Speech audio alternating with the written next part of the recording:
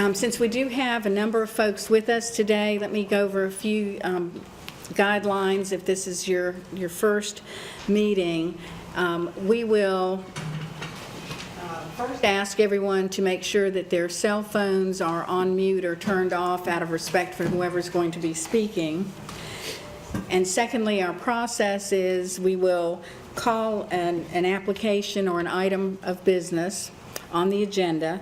I will ask for those who would like to speak on behalf of the application.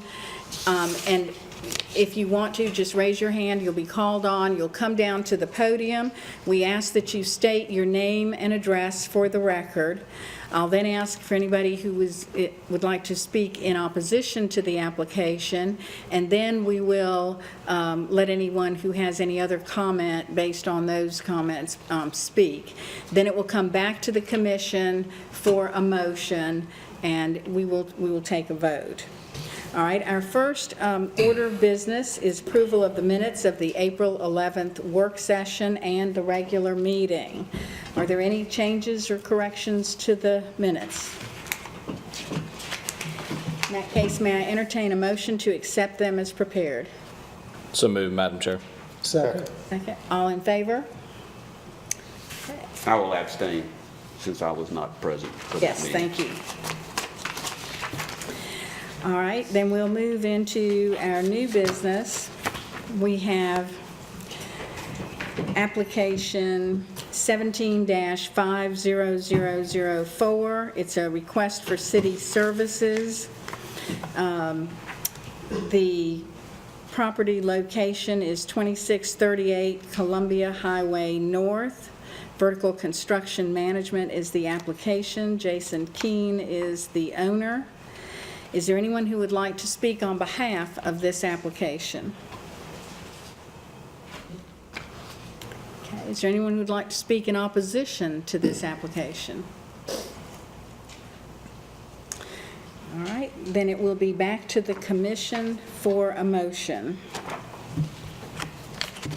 Madam Chair, with regard to the application 17-50004 city services request, tax parcel number as listed, I would move we approve it with the conditions 1, 2, 3, 4, and 5. Second. We have a second. Any discussion? All right, I will call for the vote. All in favor? Okay, it is unanimous. All right, this will then be sent to City Council with a recommendation from the Commission that we accept it. Our next application is item 2. All right, wait a minute. Are we missing one here?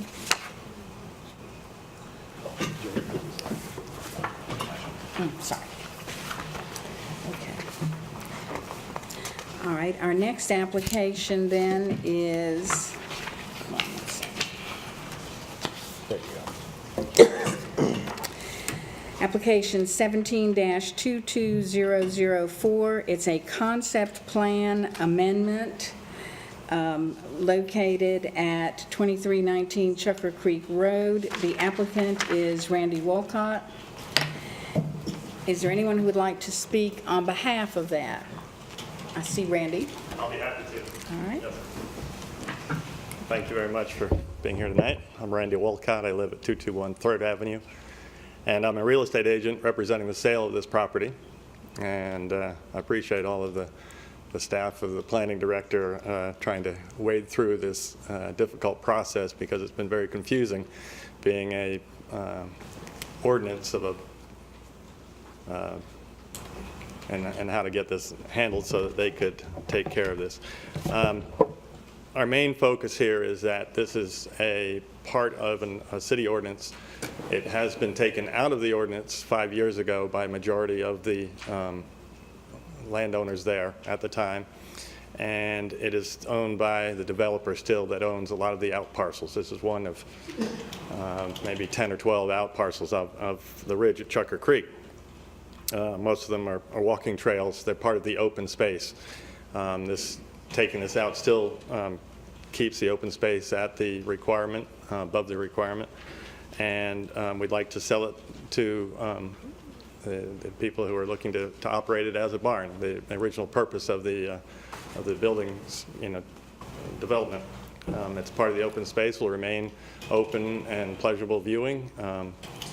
The homeowner association, I don't believe, really wants to take this in because there's an expense of maintaining it. And now someone else will take care of that, and it will be maintained beautifully. They've agreed to certain requirements from the homeowners association to keep the fencing correct the way it is now. No parking outside the fence line, keep the cars in-house, a number of things, and if any buildings to be in concert with the architecture of the current buildings. So we feel that it's been sitting there empty for all this time. It needs to be used. It's a beautiful, beautiful building, and she's going to turn it into something that will be an amenity to the homeowners of the area and of Aiken in general, as it will be a place that you can go have lessons and board your horses, and she's going to tell you more about that maybe. But so we feel that it's going to be a plus for everyone. And so I'm just trying to figure out how to make the sale happen, and I think we have to get approval from planning and city council to make this work. All right, any questions for Mr. Walcott? You said it was being removed from the ordinance. It's technically not being removed from the ordinance. It was removed from the conditions and restrictions. Correct. Which control the remainder of the subdivision. That's correct. Now, are you agreeable to going back under those conditions and restrictions? I don't think that is the plan, because I don't think, again, the homeowners association wants to accept that. They're happy with the way it is now, as long as they agree to the 3 or 4 conditions that they have negotiated. Okay, here's what we're looking at here. One of the conditions is all future improvements to the stable buildings be consistent and harmonious with the general architecture and overall aesthetics of the residential sections of the ridge. Now, if you put that restriction in there, essentially you're putting the property back into the covenants. They're going to have, the homeowners association of the ridge would then have control over changes, modifications, restriction, adaptations, buildings, etc. You understand that? Mm-hmm. It's not a problem? What's your question? Do you agree to put this property back under the restrictions of the ridge? That's not my decision. I wouldn't be the one that would have the onus of having to pay a homeowners association dues. Again, I'm the real estate agent. The new owner would have to make that decision, and they have talked with the president of the homeowners association and worked out this agreement, because they were talking about maybe making it 2 parcels, 2 payments, or they were back and forth on the financial constraints of that, and it wasn't something that they were willing to do, to buy this property and then have the homeowners dues part of that.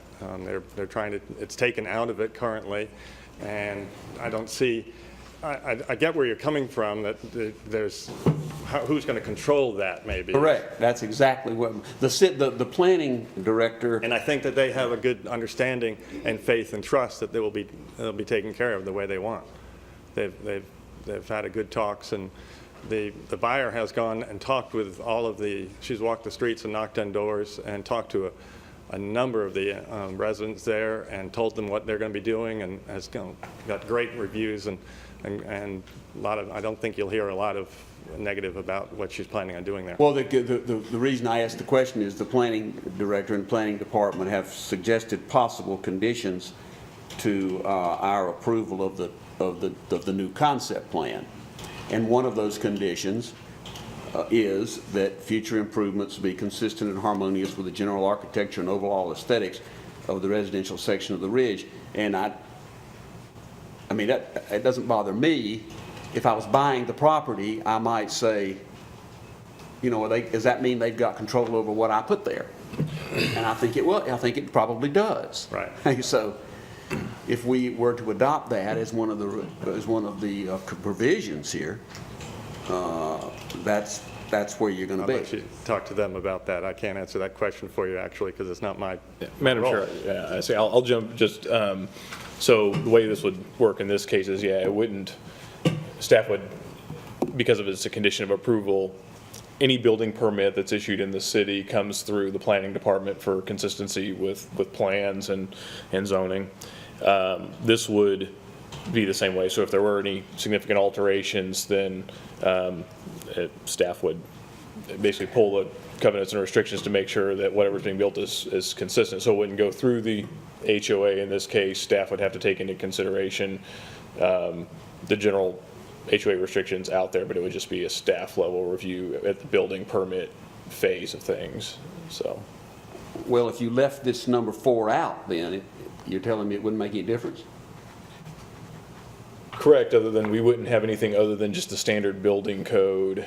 So it wouldn't regulate appearance in that way. In this case, it would have some sort of control, maybe as an aesthetic, to make sure the aesthetic is consistent with the rest of the development of the ridge. Yeah, I mean, personally, I don't, this doesn't matter to me. If I was the owner, I wouldn't want necessarily somebody other than the city planning.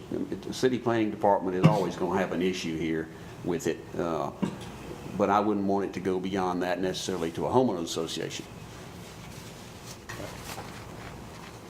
We'll see. We'll see what other people say before we go further with that. There is one of these conditions that were suggested, possible conditions, that I feel is a little bit difficult in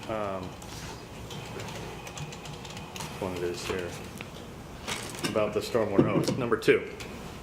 The approval of the concept plan be contingent upon providing a plan for sufficient access and improvements to adequate stormwater management for the planned development of the satisfaction of the city engineer.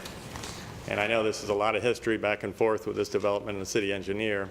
I kind of feel that their purchase of this barn really doesn't have a lot to do with the issue of the building going on in the back of the phase 3, where they've had a lot of issues. You had a stormwater ordinance violation, and they had a stop work order in January. It was just lifted because they did all this repairs.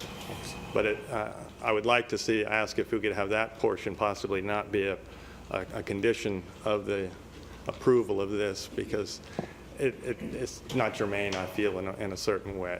I don't know what the city. Well, I personally, the stormwater issue would be more of an issue for me than the other issue.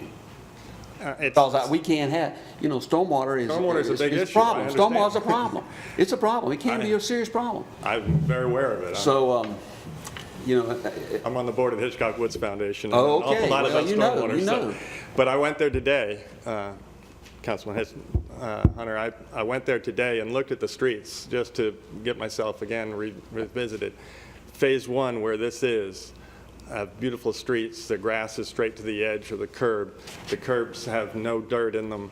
The storm drains are clear. It's functioning in that area where this would be, part of.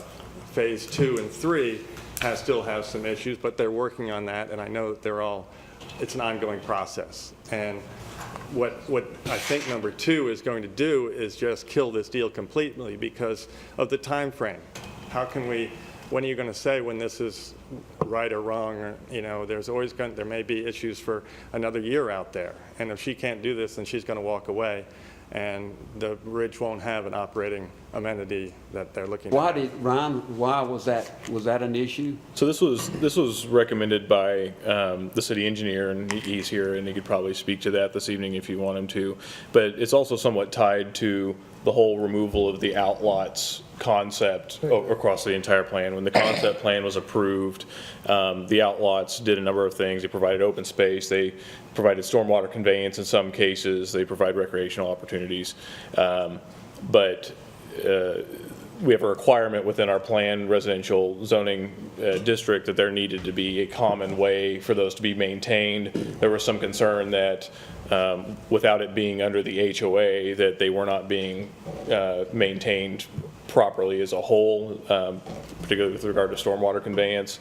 And so that's why the city engineer, and he can speak a little bit more to that than I could, but it's tied to that issue. So you think that's a necessary condition to remain in? Personally, I'm not an engineer, and our city engineer is, so that's, yeah. But I mean, you made these recommendations that as a possible condition, so I'm not an engineer either. I think that we might have the opportunity to hear some others speak about this, and maybe we can get more information, because I want to reserve the right. I have some questions for Mr. Wilcox, but I want to wait and maybe reserve the right to call him back again, because of the fact that I want to hear what some of these other people have to say. Certainly, and we If will that's have an okay. opportunity to hear from the city There are engineer 10 if we want. possible conditions here, and we've agreed to 9 of them. And I think that number 2 is going to make them decide that this isn't for them and walk, and then we don't have anything left. And the barn is going to sit there and deteriorate and become a problem, so. All right, thank you. All right, is there anyone else who would like to speak? Good evening. My name is Chan Carmen. My address is currently 137 South Boundary Southwest. However, I would love to be able to say it's 2319 Chucka Creek Road.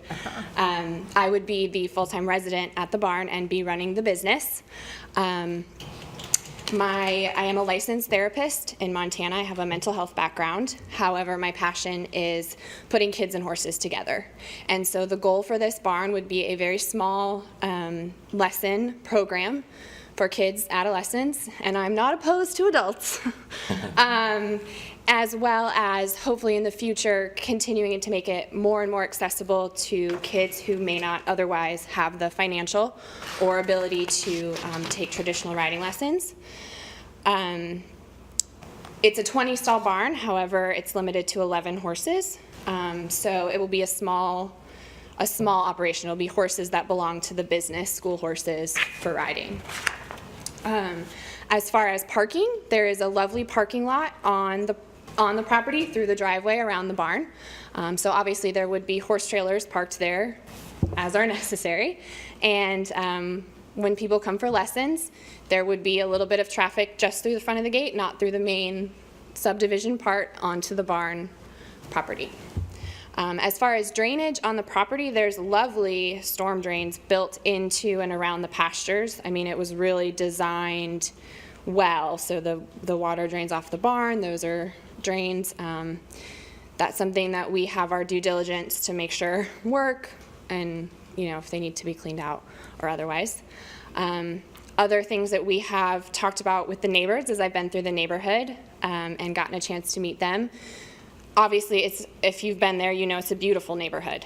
And in fact, the barn is part of the Ridge emblem.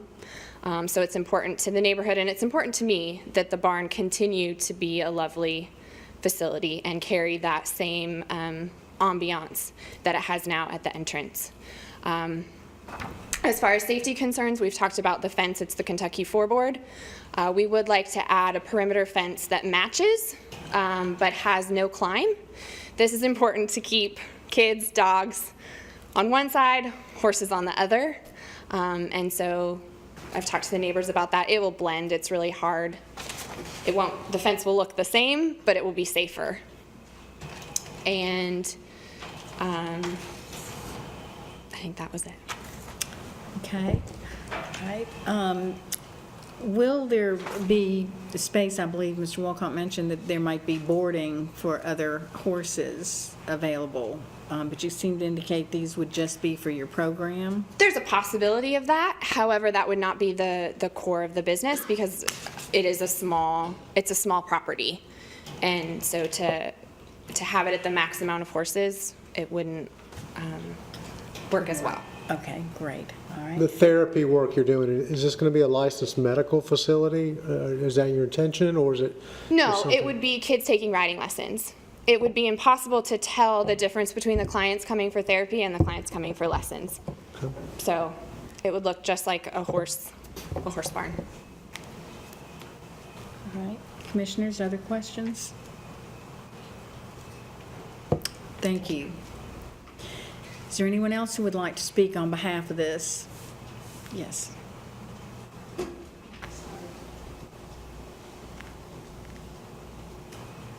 Hi, my name is Carla Alariniwo. Should I spell it? Okay.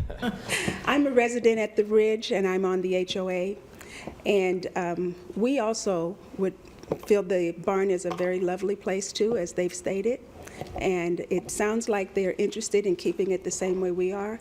But we request that you would keep in the condition about the architectural number. 2. Not 2.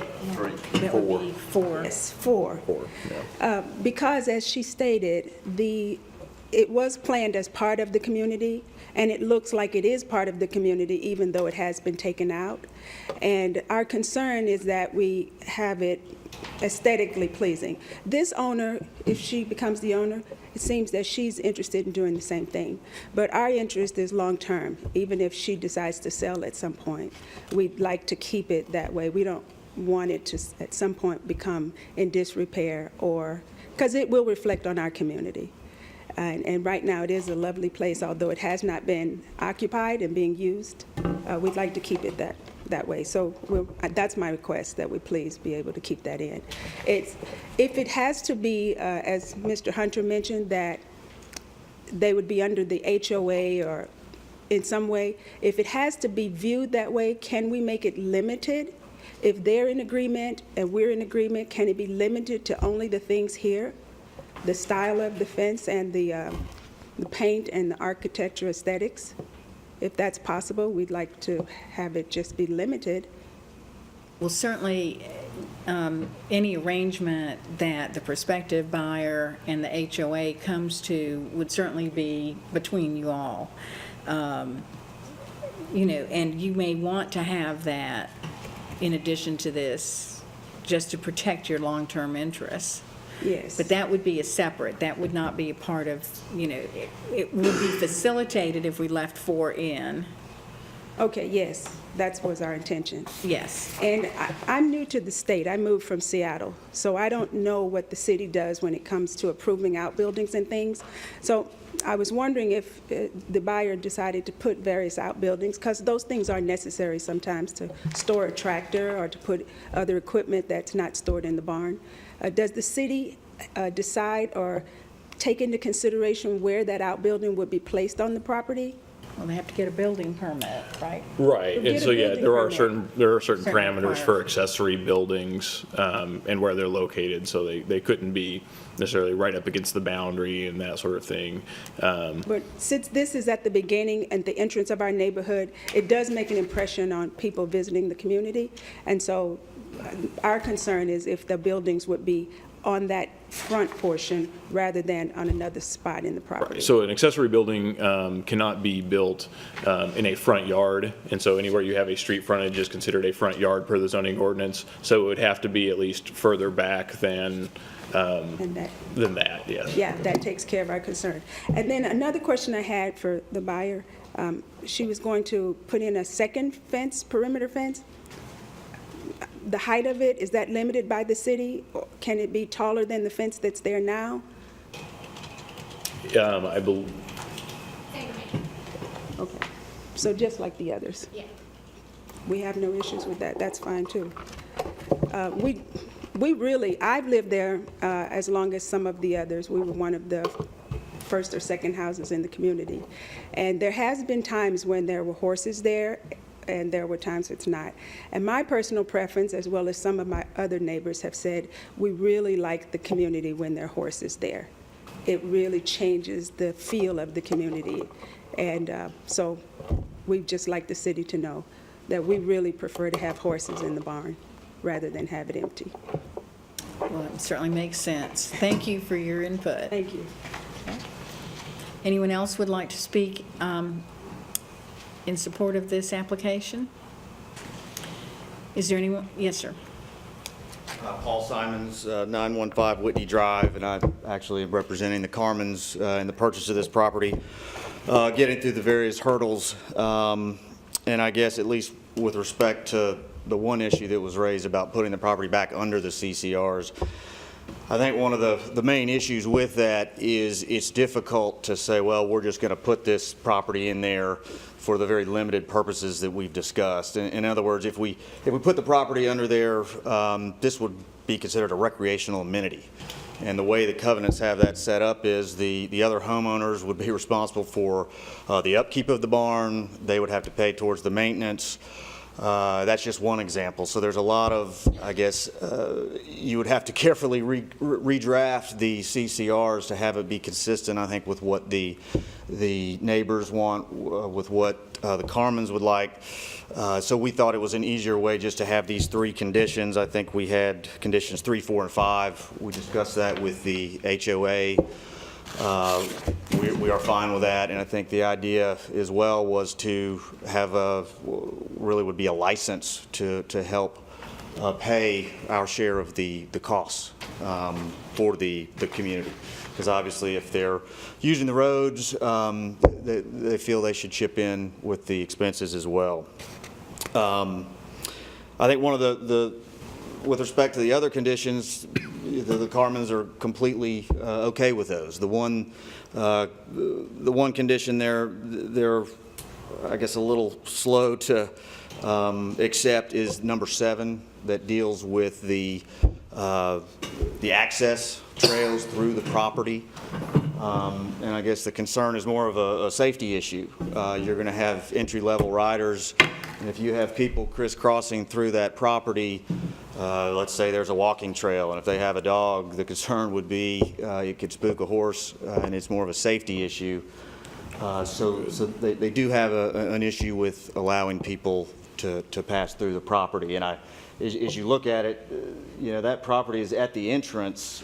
Really, there really wouldn't be a reason for any of the owners to go through there. I think there is an access trail that goes around what's shown as Marmaton Court. You could go Chucker Creek Road to Buckhar Lane, up Marmaton, and access the same area. So there would be no real, not necessary to have to go through that property to access the trails. And that's all I have.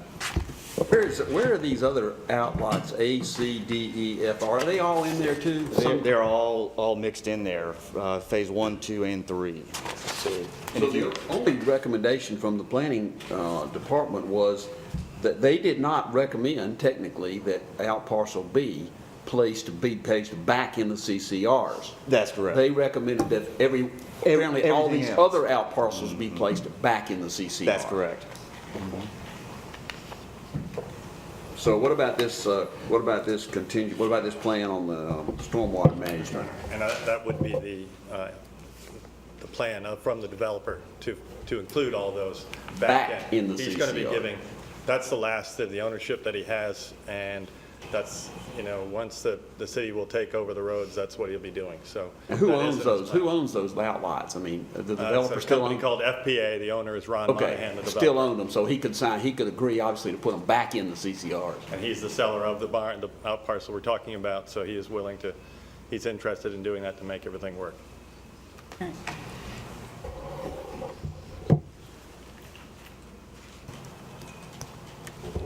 Do you have any problem do you have any problem, Paul, with this, the stormwater management, the condition 2? We're more concerned about the timing. I mean, obviously, they don't want to sit That's around right. for a year waiting for that to happen.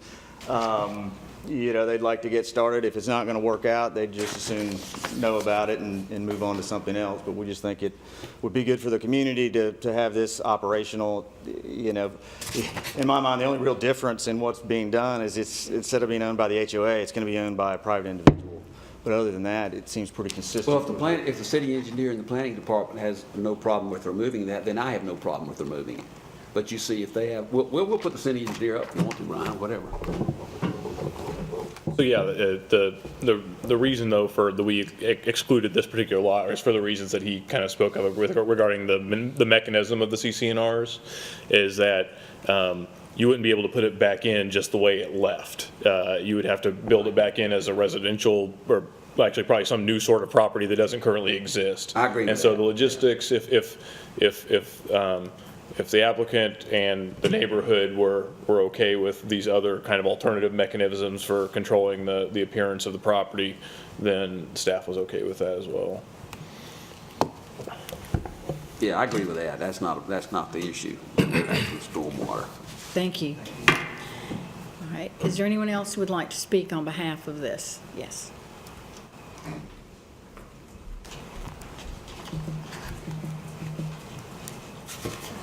My name is Allison High, and I live at 197 Buckhar Lane, just right down the road from where the barn is.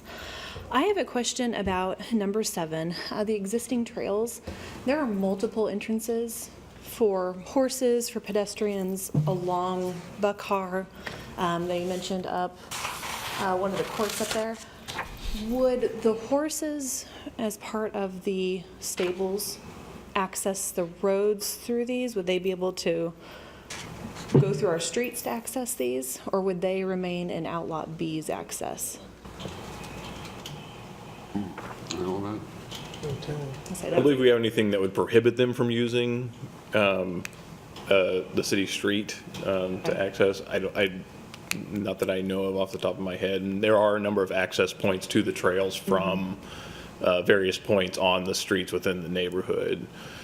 Yeah, so that's just a question that, I mean, with the kids and the traffic, and I know that she had mentioned that there's going to be riders of all levels riding these horses. If they're going to exclude residents who are going through the Outlot B because of that, that concerns me as entering through the neighborhood where the cars and the kids are playing as well.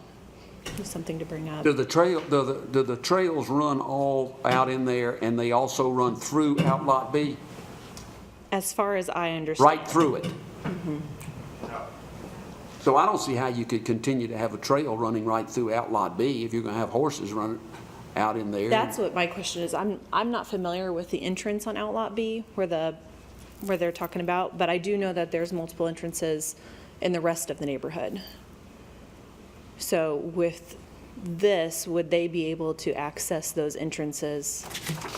I would assume that they could do that already, though, right? It's an equestrian property. They're Right. not going to stop them from going on the street, but Right, so I do see your concern too. But Madam Chair, just to clarify, kind of to, I would say, the immediate east there of the subject property, as you see on the map, is where the trail system kind of starts. So it does have a route from the property without accessing the streets to get into the existing trail system.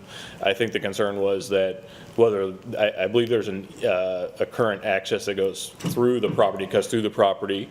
If I back up here to this, you can kind of see the existing house there along Buckhar Lane, kind of immediately behind that was at one point an access that was part of the public plan for this parcel. And so I think there was some concern about whether that would be kept or whether that would go away. And would there be any restrictions on entering the other trail entrances? Is mainly my concern, because I know some of them are through people's yards, and with younger riders who may not be experienced, that just kind of concerns me with the kids.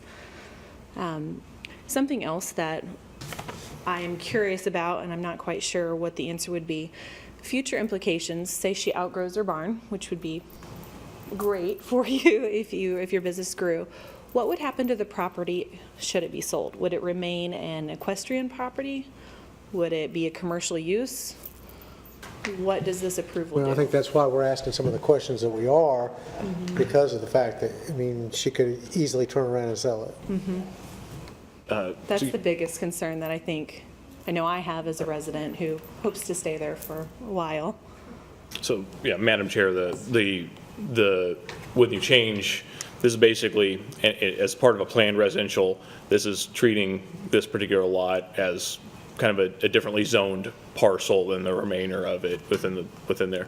And so that would run with the land. So anything approved as part of this concept plan amendment would run with the land to subsequent buyers. And so that this would be what their restriction would be. It could be commercial stable with residents up to the amount of horses stated, that sort of thing. And if it would have to, if for a significant change to occur, it'd have to go back through the process like this. Okay. So it would always remain an equestrian property, should it be zoned like that? Correct, it now? would have the right to remain an equestrian property, yes. Okay, and any other kind of business would have to be approved again? Correct, yes. Okay. Okay. That's my questions. Thank you. Thank you. I can help clarify that. I believe that this property is going to be rezoned or zoned RSS, which is single residential stable, not commercial.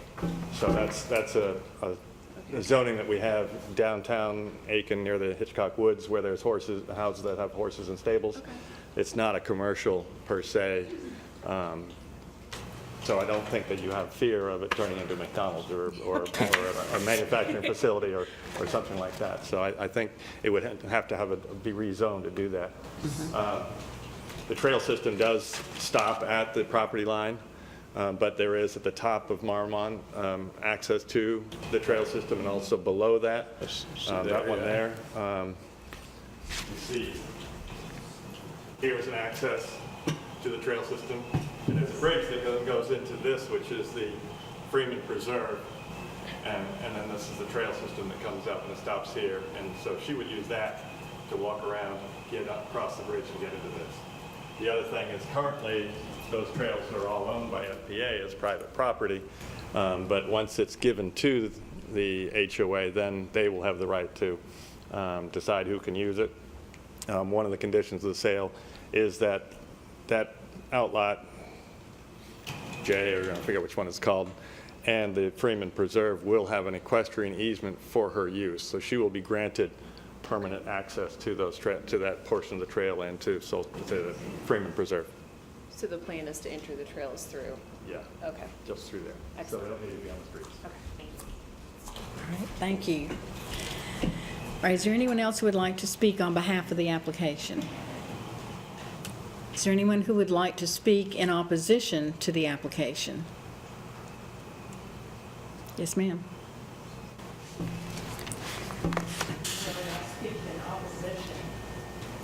My name is Melissa Beecham, and I live at 2283 Chucker Creek, which abuts that property. Now, my house is quite old and has been there for over 100 years. I have horses, and I do use the trails. I'm hoping that I would have access still to the trails. I have a gate that opens into the property being considered. So I actually can use that to get to the backside of the trails. If you want me to, I can show you. Please. Yeah.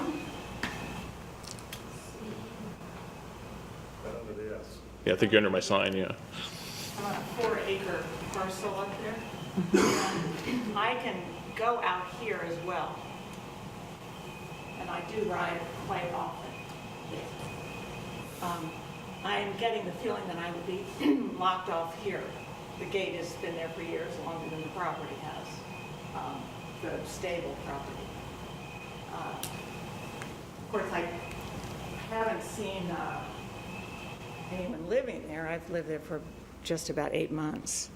I don't know what the facilities are for a residence on the property, so I don't know if they're planning to build another structure or if there's something inside the barn, but Well, this would allow it, I think, another residence to be I don't know built if on. it did or didn't. I think it don't- does.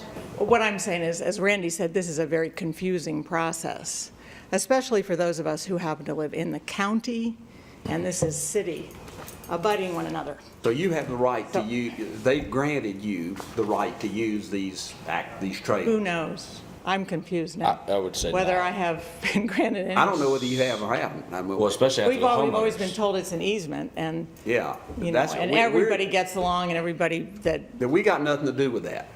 yeah. You know, So I that's not. don't even know who. That's way outside of what we're looking at here tonight. Right. You know, The homeowners association, technically. that'd be a homeowners Yeah, I association think, issue. yeah, you would have to discuss that with the homeowners association, and in view of all the changes that are happening, it would probably behoove you to contact them and see if you can formalize that access if you think you have it. Right, So that because- there's no confusion. Right. I mean, there's never been anything Right. on paper that says, but this has been going on for years, and everyone No one has ever said, hey, get off. You know, it's been working out. I would like to hope that it does work out for you. I mean, I'm all about the idea of it. And I'd like to see it be a homogeneous situation for everybody. I think it is a wonderful idea to keep it as a barn. It's obviously a barn. I do have concerns about the future. That's it. Who knows?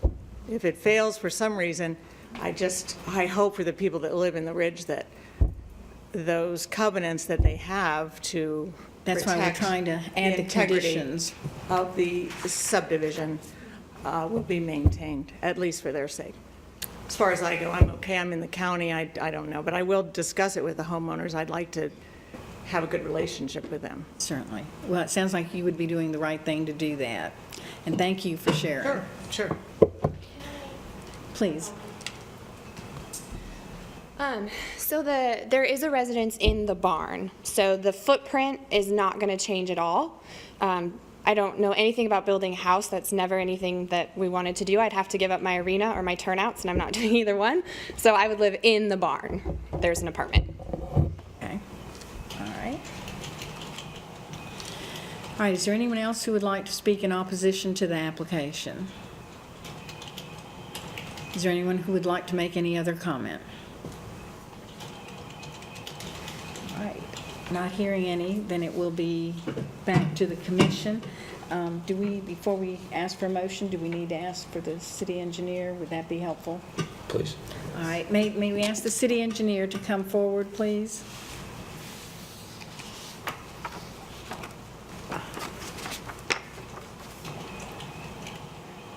Good evening. Thank you. Would you address the questions that have been risen about condition number 2? Oh, absolutely. We've been having a good deal of problems with the stormwater runoff in this subdivision. Many of the out parcels that are shown here are actually stormwater easements, and they're eroding away at a pretty good rate. Also, to address even Marmonton Court there. You can see a little flag lot looking thing that's coming up from the out parcel. So point it Yeah. out. Yes, please do. I think I know where you're talking about, but yeah. That particular, and that particular location was supposed to be a robust swell, and no riprap or anything like that that prevent erosion is present. It's just grassed. During a storm event, what was that, Mike? A month ago? Yeah, about a month ago, storm event came, water came through, jumped the curb, washed out all that grass, and now, you got yards, people's yards are actually being washed away from the stormwater that's coming down Marmonton Court, and a portion of that stormwater actually does come from this parcel in question.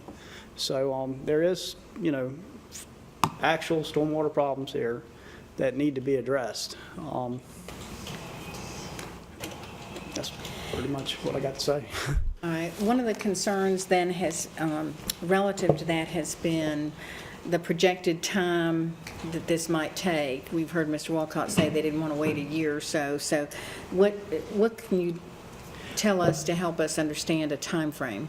A lot of the time frame would be dependent on how quickly the seller could get an engineer out there to take a look at this. We've already asked in the past, and they started down that path, but it kind of just fizzled out. So when I saw this one, I said, well, here we go again. So it's kind of a reoccurring issue there. Okay. Full cooperation, it wouldn't take long. The developer in the Phase 3 has been working with us, and they've been making good progress. Commissioners, any other questions? I'm assuming Mr. Monahan owns phases 1 and 2 here? Okay, so he's the one, the seller, who's we're having difficulties with. That's my understanding. Okay. I mean, I find it kind of hard to put it onto the new buyer. I mean, it's the developer's issue.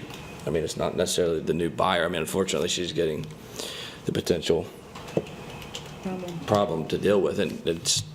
One other fact that may be interesting is that there is still an active stormwater permit from the state on this, that the city did not do the review on the stormwater. It was actually a state-issued MPDS permit.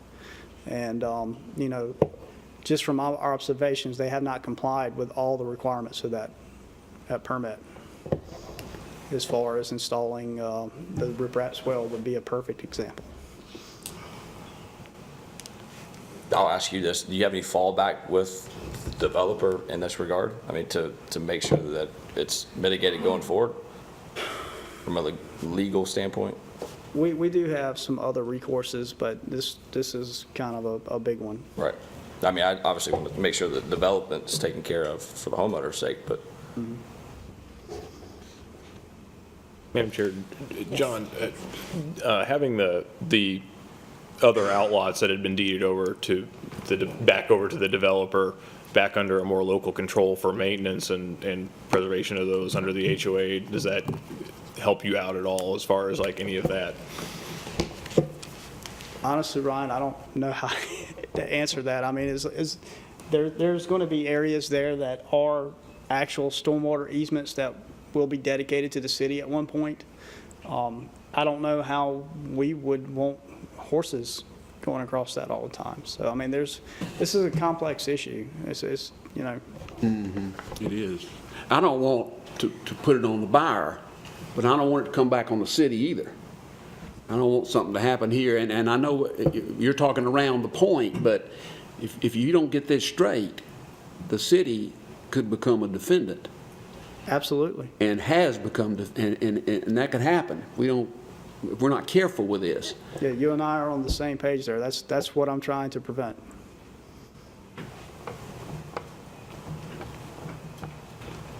Now, we are talking about just one of the outlots in this application, but we do need to be concerned about the impact on the others. Well, and I didn't ask Ms. Carmen yet, but is there going to be any potential for asphalt or hard ground packing there for parking for horse trailers? If there is, that's certainly going to increase. That's going to exacerbate it. Exactly.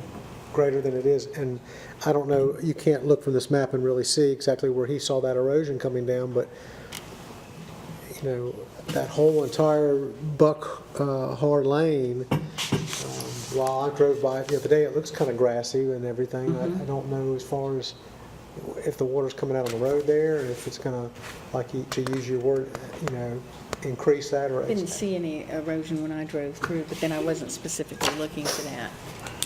Yes. Again, this has been a difficult terrain, and they built these roads to city specs with a private engineer. They were all built to those plans.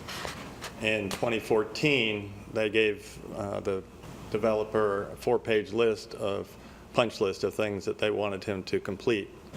He made all those repairs, and I gave just last night the planning board, it wasn't in your packet, but a letter from the city engineer agreeing that everything had been done to the engineering plans and been corrected appropriately, and they thanked him for taking care of it all.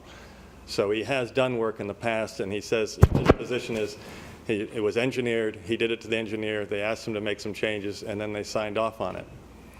So there's been some, you know, maybe it wasn't, there were some engineering things that weren't done, you know, thought through completely, but, and heavy rain now might overwash some of the drains, but he did everything the way it was supposed to be done, and they signed off on it 2 years ago. So, you know, there's a little bit of both ways, but, you know, he did try and do it. And, yeah, I went out there today, and there's grass up to the curbs. It's a beautiful, there's not any dirt in the gutters.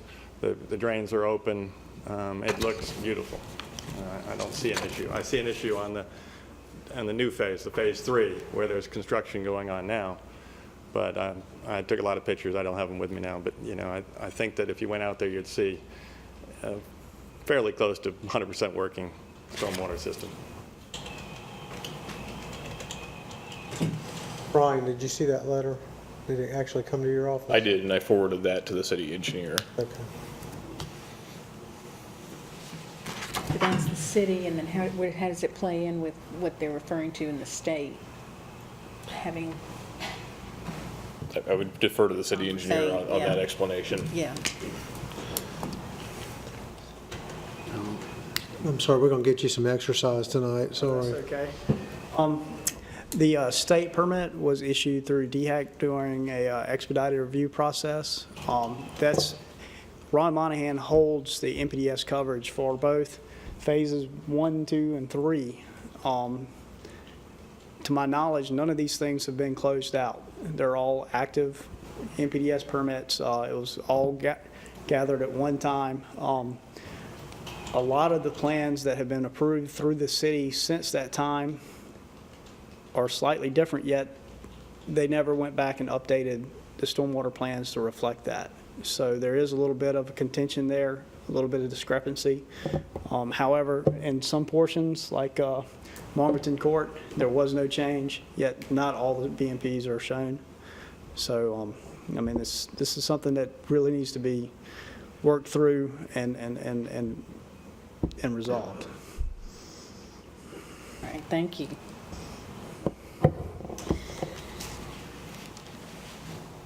All right. Let me have a quick question. Paul, you were talking about the number 7. Number 7 is, as we've got it in our packet here, the exception would be that all existing trail access through Outlot B. I don't see anything going through it. And that was sort of our concern.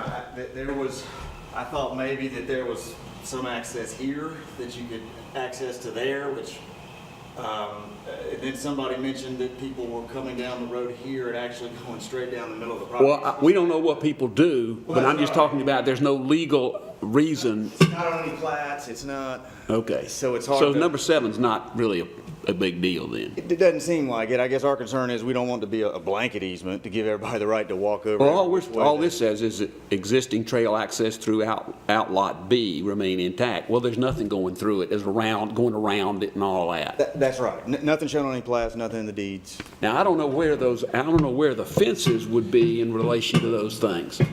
Are those things inside the fence or outside the fence? When you say those things, That walkway, those yellow, that green access, is that inside the fence or outside the fence? well, if I show you that might be. It's a series of paddocks coming in there, that might help visually. But they are all, the paddocks are inside. Well, you see my question. If it's inside the fence, then it's really not an issue. Unless somebody's got access to the There is fence. a way, I think, that you could bisect it by going by the barn. I mean, it would, isn't that right? Yeah, can you go back to the other one? You can see it a little clearer, but it doesn't. So this is outside the fence. This Right. is just between two houses. There's nothing you could do with that. It's drainage. So, yeah, the fence goes right there. This lime green colored markings are where the access is.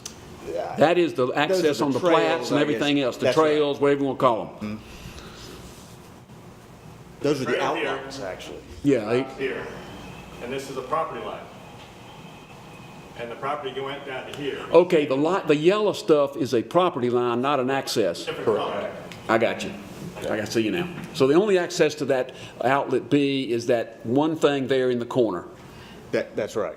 And that's. Well, there's two of them, one on top, one on the bottom. Well, the one on the bottom, actually, they own, that's not actually an outlot. It's actually owned, the fee parcel's owned. Okay, That's part of outlot B. And they're willing to. I mean, they would. okay. That isn't a problem then. I don't think that's a problem, the way it's worded here. All right, any other questions, commissioners? Thank you. Then let me call for a motion, after which, if there's more discussion, we can have it.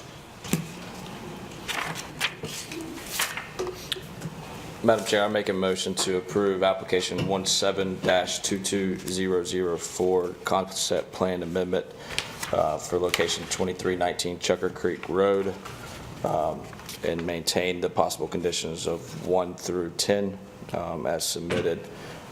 However, potential amendment for number 2 to be removed, I guess, or passed on to the developer, if possible. Are you, clarification on the motion, are you saying we leave it in or we take it out? That's the good question. Your motion. Would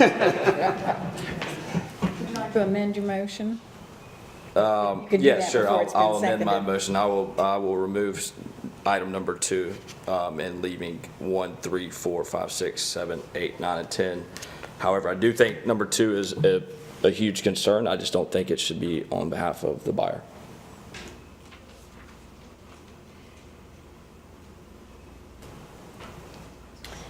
All right, do we have a second? I'll second it just so we can discuss it. How about that? All right, now do we, if we're going to have an extensive discussion, would anyone like to submit a motion to suspend the rules? So moved. Is there a second? Second. All in favor? All right. Okay. More concerned about the drainage issue than anything else. I'd like to see the lady come on in and join the city of Aiken and have that in there. I'm just concerned about the concerns that the engineering department has presented us tonight and any future issues that the city of Aiken might incur as a result of us recommending to the city council that this be accepted in. I mean, that's my biggest concern, and I like the idea, but it's just, that's a concern. And then number 7 for me is still, I'd like to discuss that, and I'd like to hear more from y'all and what your feelings on that are. Well, let's deal with number 2 first. I agree with you. What do the rest of? I see, I totally agree with you, Bob, and I think the more important thing is the city engineer too. I mean, obviously this is a huge concern.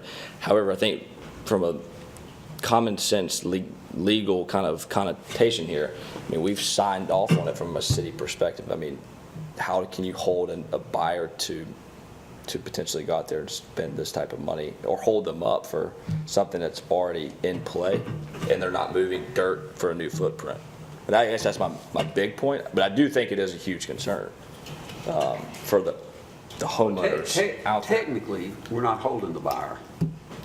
Well, you will because we'll be holding it up. We're holding the seller. Well, Because I think the seller's been held up this for a is long time. This contract is probably all contingent upon, and I don't know this for a fact, but I'll bet you this whole contract is contingent upon this happening and that not being in there.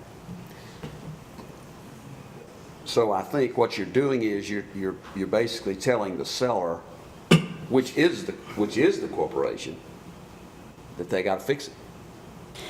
Yeah, I think if we leave it in there, the buyer's got more leverage with the seller. In a way, you could argue that, yes. Or any buyer, Any buyer. not just potential this buyer, any No, potential buyer is That's going to right. say, well, look, And it protects the city. My concerns with the city engineer and what he said, as far as, do we have any recourse to go back to the developer? And if we do, I think we need to proceed with that. Also, I think we need to proceed with the documentation that they said that came forth, that everything was signed off on.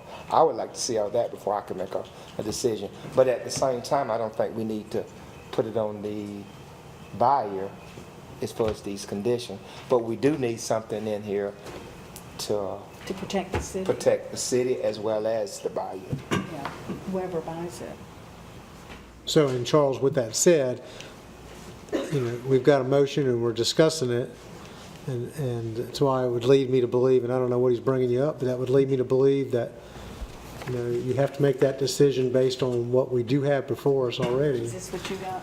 not what possibly is before us, that's my struggle. Ryan's going to make copies of that letter, so we'll have it to look at. well, I would like to approve it. I think it's a great proposal. I think the neighborhood seems to want it. I thought there might be some opposition from the neighborhood, frankly, but there's not. The neighborhood seems to want it. Everybody seems to want it. But we have a city engineer, and we're just an advisory sort of body here. We have a city engineer telling us that there's problems. And I'm not willing to I can't support the motion because I can't second guess the guy. He knows a lot more about it than I do. And so I'd have to respect his opinion. And that's why I couldn't support it. I'd have to leave it in. I think the first thing that needs clarification, and perhaps we'll see that in the letter, is, I'm a little confused about the potential conflict between the purported document that says it's all checked off from the city, and then the state not having it checked off. And that's why I said we have to go with what we have before us tonight. And I've had Right. the engineer tell us what he did. I don't have any other document. That's unfortunate. Well, I'm going to see what, Ryan's going to bring us back the copies of the letter that was received, and we'll take a quick look at that first.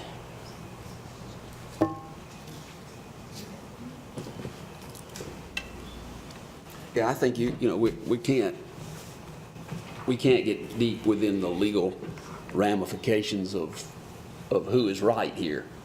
Where the city says one thing, the developer says another thing. I'm not willing to get into some. That is not in our purview. It is way beyond what. Well, while I he's think getting we that, need. can we discuss, because he's not a voting member Let's look anyway, at number discuss number 7. What's your problem with 7? Just the points that you brought up. I don't know if that's going to be an issue or not. The one thing that you did say, and it's true, we haven't had any opposition. We don't have anyone here that's really opposing this That's right. whole plan. And they certainly, it's been posted, and they knew about the meeting, and they could have been Oh, here. sure. And I believe that Ms. Beecham told us, she's concerned about access. I mean, she doesn't live in the city. Not that would even make a difference, even if she did.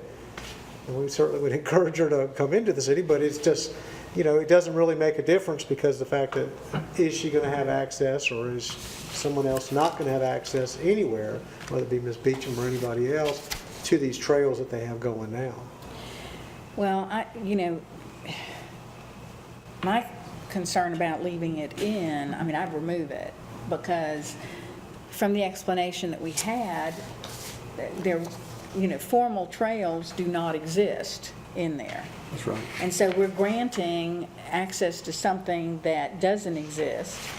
I would say leave it off, and then if they want to at a later date pursue some other arrangement between the residents and Ms. Carmen, that would be, on them to do. But I don't know that we need to lock them into doing that when it doesn't exist right now. That would be my concern. What do you think? I'm in agreement with 7, before it's removing it. Okay. I'm in agreement with what you just said. I am too, Liz. I think you were right. That's the way I would think. We're putting something in here that might not be in here. That's right. We're adding something that really doesn't need to be added. So I would take it out. Okay. It must have been a long letter. All right, are there any other points that we need to discuss while we are in suspension? And it is RSS. That It is is. actually zoned for RSS. It is. Mhm.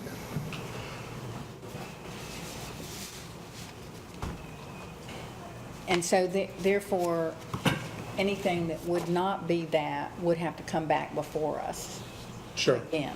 So,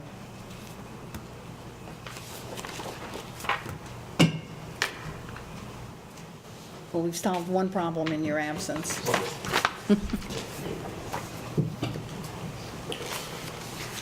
Okay. Thank you.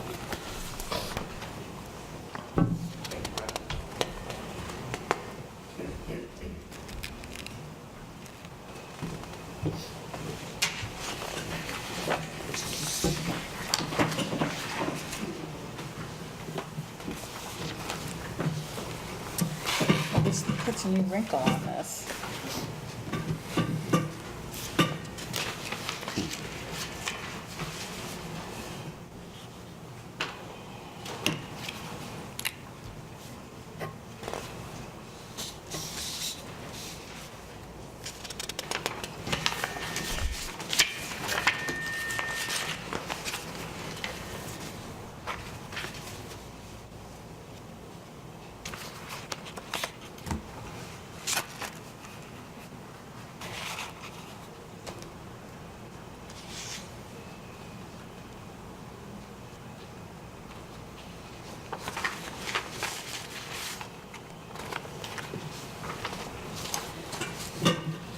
Well, I would, we're an advisory body. I would still have to say that I would want it left in.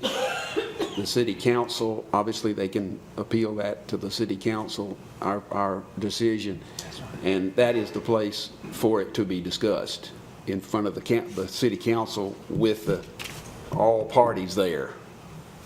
And there needs to be whatever it was that was still missing from the state needs to be looked at as well.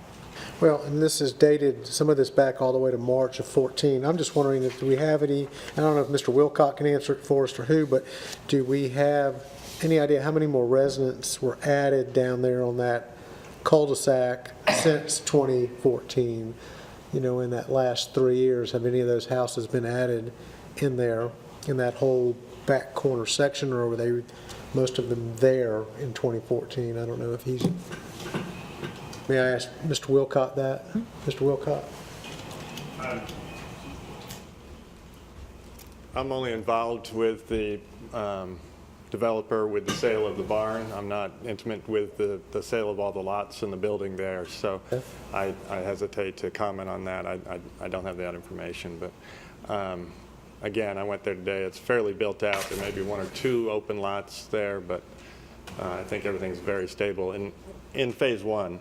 And, like I say, there are issues with the rest of the lots are sold to a home builder, and that's his problem, basically. They're trying to get the developer to make the home builder do his job. Sure. So that's the way that it flows downhill. So the air photo in front of you, just in case you're wondering, is a 2016 air photo, so it's pretty recent. Is it? Okay, Yeah. cool. It does look pretty built out. All right, is there any further discussion? All right, if not, may I entertain a motion to resume the rules? So moved. Second. All in favor? All right, we have a motion that has not been seconded, so it is capable of... No, it wasn't. I did, I Oh, seconded. you did second it? All I did, right. for Okay. discussion purposes. So now we have a motion. Would you repeat the motion, please? Sure, Madam Chair. I make a motion to approve application 17-22004 concept plan amendment to tax parcel 124-05-14-003 at 2319 Chucker Creek Road. I will amend my first motion and remove items number 2 and 7 of the possible conditions that have been listed, leaving 1s, 3, 5, 6, 8, 9, and 10. And I will second that motion. Okay. Since we have had discussion, I will call for the vote. And that is, no, this motion is omitting 2 and 7. Correct. That's correct. Okay. All right. Everybody clear on that? Okay. All right, then I'll call for the vote. All in favor, please signify. All opposed? All right, the motion fails. All right, Madam Chairman, to move this along, I will move that we, with regard to this data here, application 17-22004, that we approve it with conditions 1, 2, 3, 4, 5, 6, 8, 9, and 10 be included in the motion. Second. All right, we have another motion, and it's been seconded. Any discussion? All right, I'll call for the vote on that. All in favor? Okay. All right. So now this will go to City Council with Commission's recommendation, and it will have 2 hearings at City Council, and you'll need to check with the City Manager's office to determine the exact dates on the calendar. All right, let's look at our next item, which is proposed text amendment to the Old Aiken Design Guidelines for new large footprint buildings. Thank you.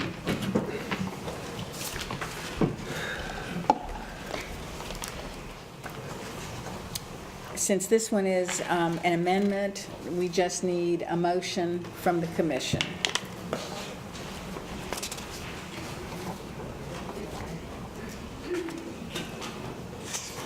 Madam Chairman, I would move that we approve this amendment to the design guidelines regarding text amendment, section 6.2.15 of zoning ordinance. All right. Do we have a second? Any discussion? All right, all in favor? Okay. All right, and now we have our final one, the proposed bicycle infrastructure on Hampton and Park Avenue. Thank you. We'll now entertain some discussion on this. Is there anyone present who would like to offer any comments on this?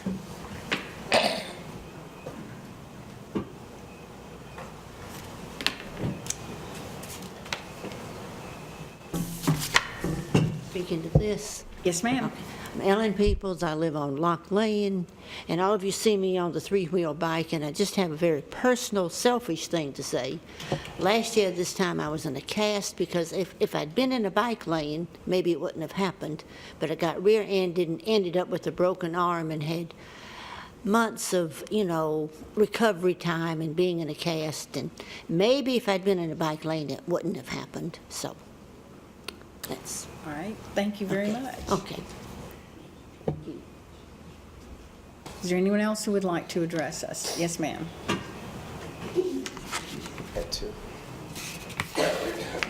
Sorry, she beat you to the hand raise, but you're next. I'm Karen Brady. I live on Vaucluse at 4028 Vaucluse Road. And I'm really for putting bike lanes in there. I travel that road every day. There's not only children in that road, there's recreating bicyclists, people on the weekend with their helmets and their fancy setups. There's people that use that area for bike area now. Every day I see bicyclists. People that don't have a car, either financially can't afford one, or maybe don't have a driver's license, whatever. That's being used by bicycles all the time right now. I take that road at least each direction every day. And it needs a bike lane. It's part of the development of a modern town and city. It's a safety issue for all ages and all parts of our society, because that part of town has people that are poor. They use that bicycle lane. They would. Now they use this plain street. They use it every day to get to and from work, to and from the grocery store. That's a major bicycle thoroughfare. It needs identified as such. Thank you. All right, now you may come up. I'm Sharon Reardon. I have a business on Park Avenue, and I'm really interested in where you propose to put that bike lane. Do you have pictures? So, along Park Avenue, what is proposed are share the lane markings from Union Avenue to where Park meets up with Hayne Avenue. So share the lane markings actually go in the lane, in the travel lane. So they do not interrupt parking. What share the lane markings, the actual marking on the road is called a sharrow. Right. It does two things. It tells a motorist where they could expect a cyclist to be in the road, and it tells cyclists the preferred location for the cyclist to ride within the through lane. As part of state law, it says that cyclists who utilize roadways are to ride the furthest to the right as feasible or as reasonably possible. And so the share lane markings are just that. They tell them where the general location where that is preferred on the road. The cyclist can use the road with or without the markings. It just attempts to better organize the traffic and treat bicycles as more or less what they are, slow-moving traffic. Okay, I understand that. When we bought this existing building, we moved to that end of town because of the parking situation. We decided that would be a great place to have a business because there was ample parking. So I'm really concerned about problems with that situation. Well, they're not removing any parking. No, I know they're not. I understand that. But when you Hayne Avenue has it, correct? Correct. Isn't there one on Hayne Avenue? I guess people get a different idea about where they should park, where they can't park, and we have a parking problem. So as long as this doesn't affect our business, then it may be feasible to do this, but if it becomes an issue with parking, I think it would be a problem. And tell me again, where was your business located again? It's next to the Catholic Church office in that block. Yeah, we've had some issues. And when you say issues, you're talking about not enough parking? Not enough parking. Yeah. Just situations where people, the courts. Sure, when the court's in session. Yes. That parking is going to be absorbed by all the juries and the people coming to court and all that. Sure, of course. That's right. Mhm, That's yeah. going to happen. Yeah, well, we have that, and we're in the proximity of the Catholic Church, so there's a huge issue there with parking. So, it concerns me as a property owner and a business owner. Thank you. This should not affect the parking. Correct. This should not affect the parking, it's just markings in the street. Yeah, I understand. I saw it on. Thank you, though. Thank you. Let me speak to Jen. I'm also a business owner. I have a bookstore near her business, apparently, and I don't see where the parking would be a problem. The parking on York down there right now is a serious problem because of the bridge construction. Yes. But that presumably is coming Away. to an end sometime. Okay. We live long enough, right? It's sometime in our lifetime. It's okay. All right. Thank you. All right, yes, ma'am.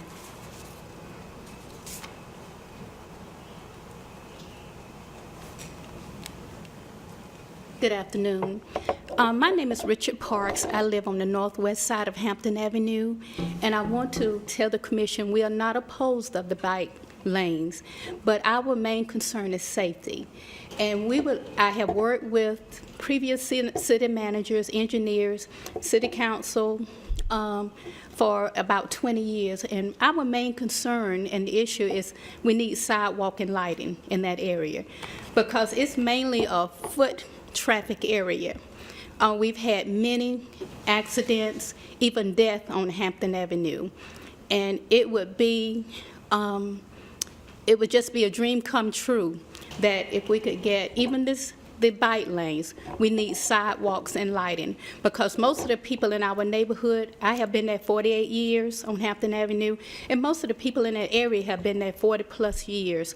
And when we walk, we have to walk in the streets, and because there's no area in people's yard to walk. You don't want to invade anyone's privacy. And also, since Dollar General is there, you even got more foot traffic.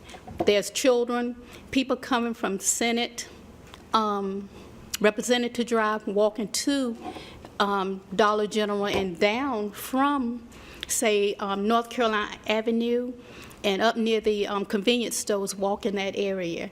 And it just become a real safety issue. And we would just like to request, we spoke to Ms. Leslie Price about it. It's been an ongoing thing. I even spoke to our city manager. Previous city managers have promised us the 1 cent tax bond that it would develop this sidewalk and lighting for that area. They were going to work with the city because one half is the city, one half is on one side is the county. And they were going to try to work with the state and see what could they come up with. Well, when the time came, it was no funds that was available. But over the years, they've had extra funding for other revitalizations in this city area. And from Camille area, Hampton Avenue, all the way down to University Parkway. And they had said in the beginning that 118 bypass would be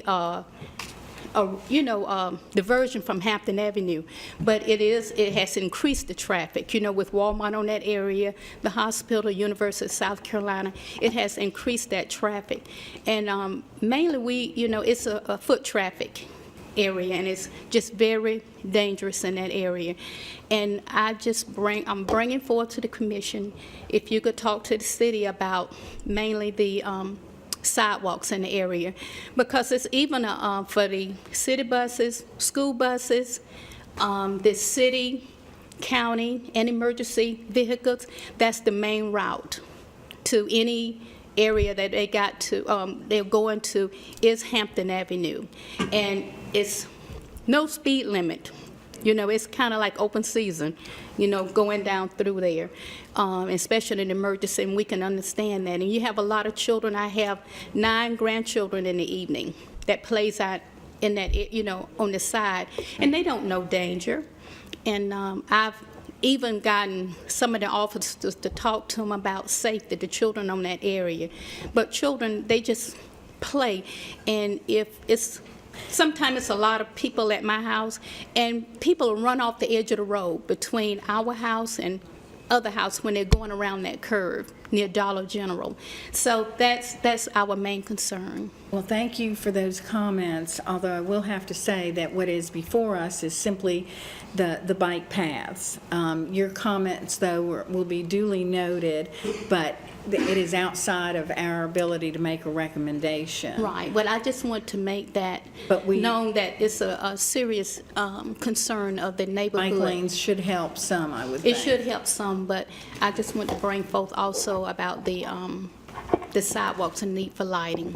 You have done so. Can I say, we have as a commission, we've talked about that when we brought Dollar General in. Right. We talked about sidewalks, although, to go back to the chairman, that's not before us tonight. But right. What I need to know from you is, are you for the bike lanes and the enhancement of these lanes being designated on Hampton Avenue? I never did hear that specifically. I'm not opposed of them. Not opposed to them? No, Okay, we good. just, I just want to let you know, in respect to you, that we are not opposed of the bike lanes and the people in Kennet calling it, but we just been fighting a long time. Yes. For, Well, it was a concern, as Commissioner stated, that we raised when the Dollar General proposal was before us. So it is something that we're aware of. okay.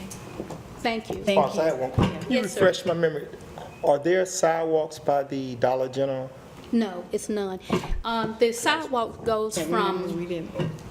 say, near, from 19 past, say, Second Baptist and down to Pluckett, because the main item at that time, they wanted to, when people come into Aiken County, the city of Aiken, they wanted to give this persona of being this beautiful city, but they weren't concerned about the infrastructure on further down.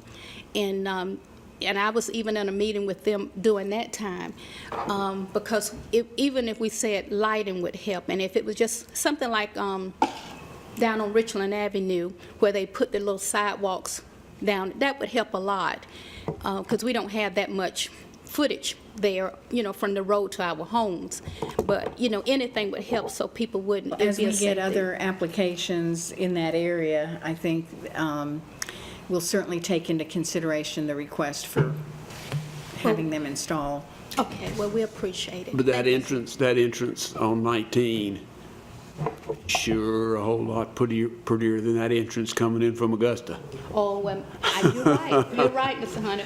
And also, we're proud of our area too. And like one lady spoke before, that is a lot of underprivileged people, children there, but still we have pride in what we have.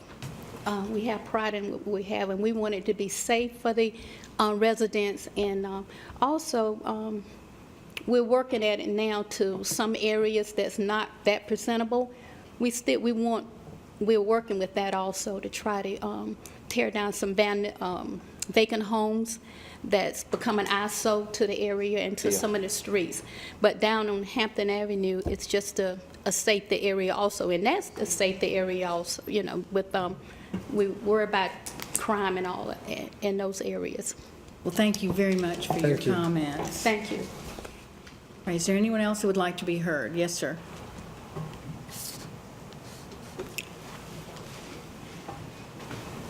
Yes.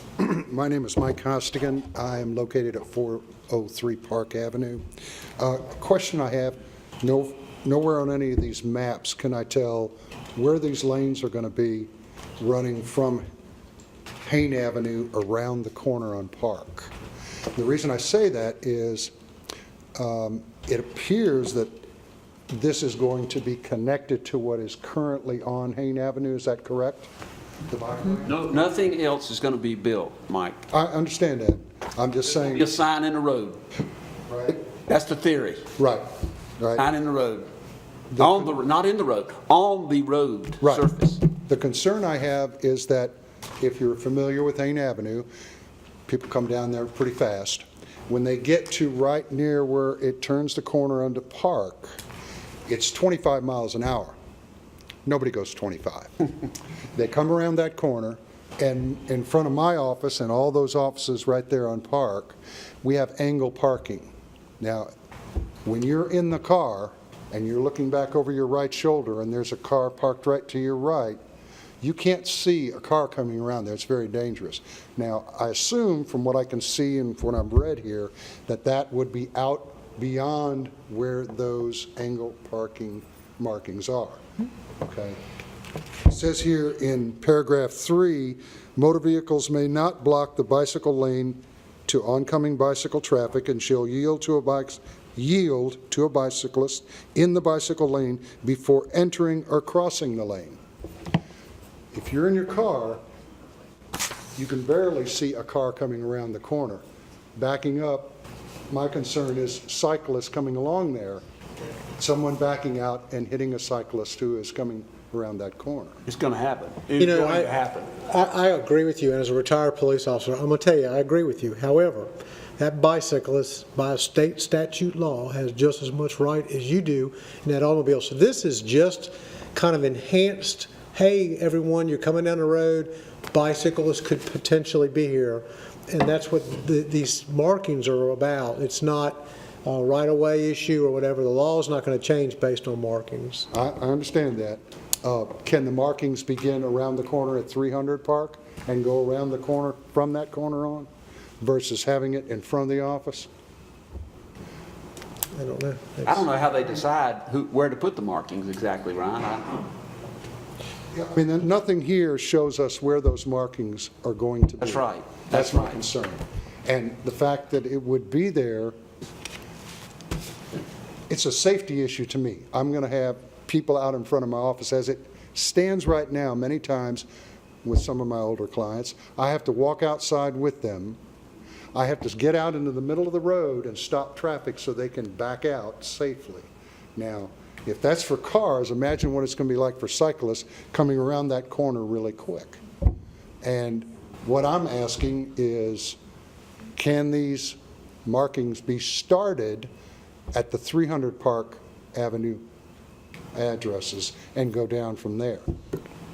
Can we make that, I don't know how that works. Does a traffic engineer make those decisions? I mean, I have the same question you do, Liz. I don't know. I think Mr. Lake's probably better than I could. Certainly. Tom Lex, 125 Live Oak Road, Aiken. I'm also chairman of the Aiken County Bicycle Pedestrian Advisory Committee. First of all, share the lane markings. It's not a bike lane. Therefore, and by the design guides that these will be installed by, they're spaced about every 200 feet, and they're in the lane designating the location where bicycles are expected to ride.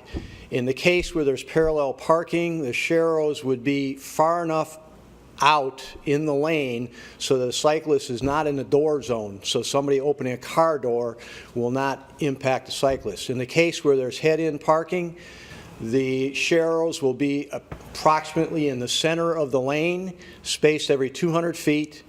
A car backing out is going to have to look and be just as cautious as they would when they're backing out from a motor vehicle. The fact is, if the sharrows are not in the lane, are not there, people who ride bikes are still going to be in that lane. They still ride that road. As you stated, the purpose of the sharrows is to alert motor vehicle operators when they're coming around that curve, they've seen the sharrows spaced at the regular intervals. It gives them the alert that there can be and will be bicycles in the road.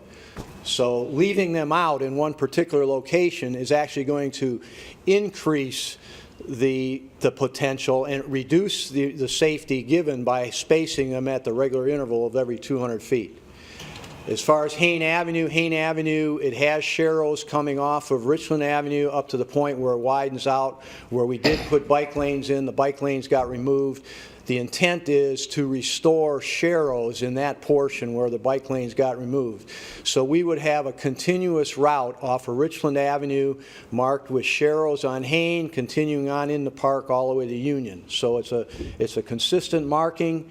It increases safety for people who ride their bikes anyway along there. And it's all part of the overall plan to create connectivity for people who ride bikes in the city of Aiken. And it just so happens that Park Avenue and Hampton were two of the higher priorities that we can cover with the federal dollars that we have access to, and it's basically the limited scope that we can accomplish. While I'm here, I'll also say that... One moment. Yeah. So the bottom line to his question then is no. No, you can't. You don't want to open up and leave a space that's unmarked. Once you start marking them, you mark them every 200 feet. Okay.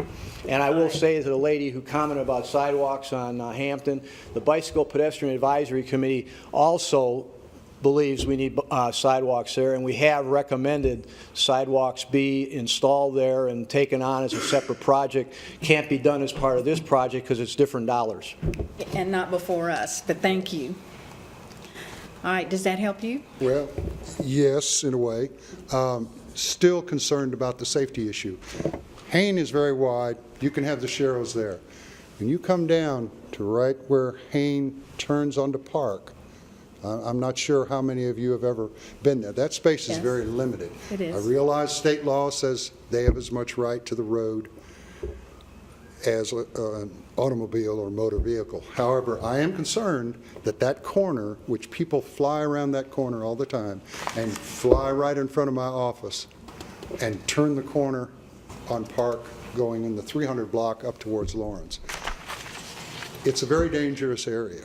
It really is. And it's my concern that if these sharrows are put in there, this would obviously now not be close to the curb. It would not be near the current parking. It would be out in the middle of the road from what I'm hearing. I wish, just be aware that it is a dangerous situation. And I'm concerned that motor vehicle operators are not going to be that concerned with bicyclists.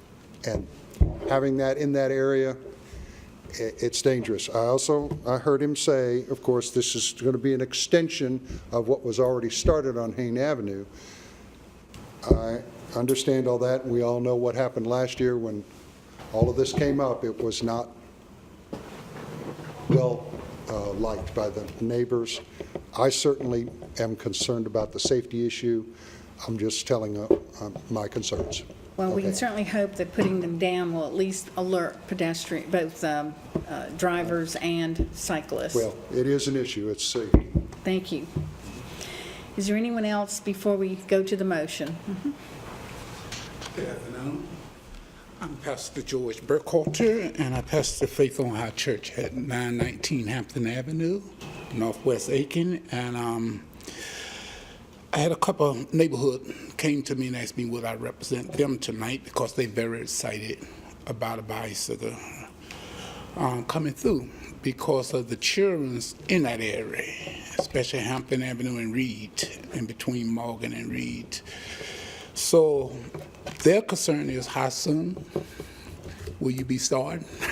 All right. And as a pastor and concerned about the souls of the people getting hurt, we would like to really be praying with you and for you that this project will go through real soon. Know that we have a time other than this Well, we are a recommending body, as the chairman would tell you, and so we would recommend one way or the other to city council, and then city council, as you heard the chairman discuss about a prior event, it would be scheduled for city council to hear and that kind of thing. No problem. There's Thank going you to very be, it's not going to happen tomorrow. I can tell Tomorrow, you I that. understand that. Thank you very much. Appreciate it. Thank you for your comment. Yes, sir. And then if there are others, I would ask, due to the, time, that if you would like to make comments that have not been previously made, that would be fine, but, yes. Good evening. My name is Eugene White. Mine is quick. I'm the NAACP president. I just have a very quick question. I'm wondering if a approximate cost for the installation of sharrows along the proposed route has been computed yet? Yes. The total project cost is $101,000, and 80% of that has been funded by a federal grant. The 20% will come from CP. Okay, that's very good. Thank you. All right, that was short. All right, yes, ma'am. One more question. Okay. Were there any other routes proposed for these bike paths? Not at this time. This is what's before us. Okay. Thank you. Betty?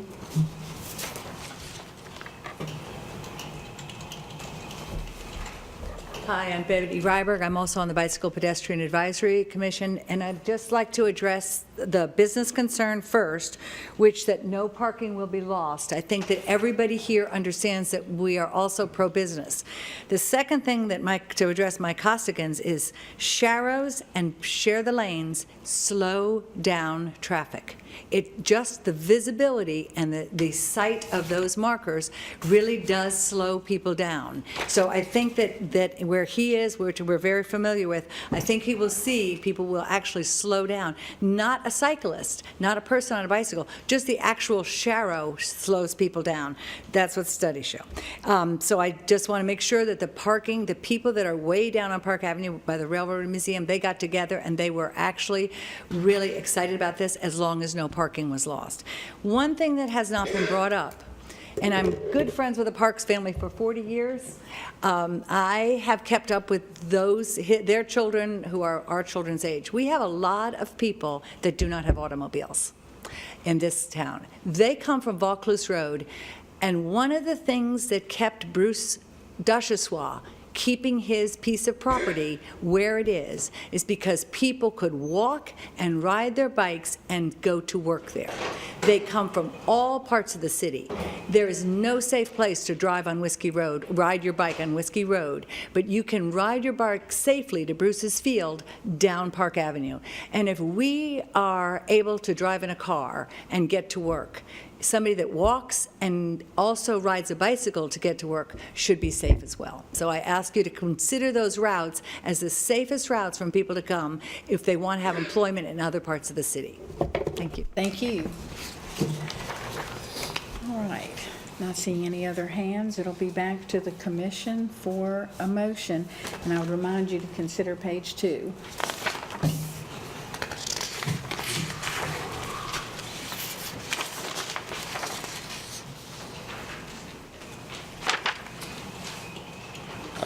Madam Chair, can I ask a question? Yes. This is your page 2, correct? The back portion? Yes. Okay, yeah. Gotcha. I'll make a motion to approve the application for bicycle infrastructure for Hampton and Park Avenue, and make a recommendation to City Council to authorize the use of the capital sales tax funding to complete the project, as the remaining portion will come from the federal grant, or the, make sure that's the correct wording for that, but the Says Sacramento federal Arts. transportation. Yep. Right. So my motion is to approve. Okay. I would second that motion. All right. Any discussion? All right. All in favor? Okay. All right. Now this will be unanimously presented to City Council for approval. There being no further business before the commission, our meeting is now adjourned.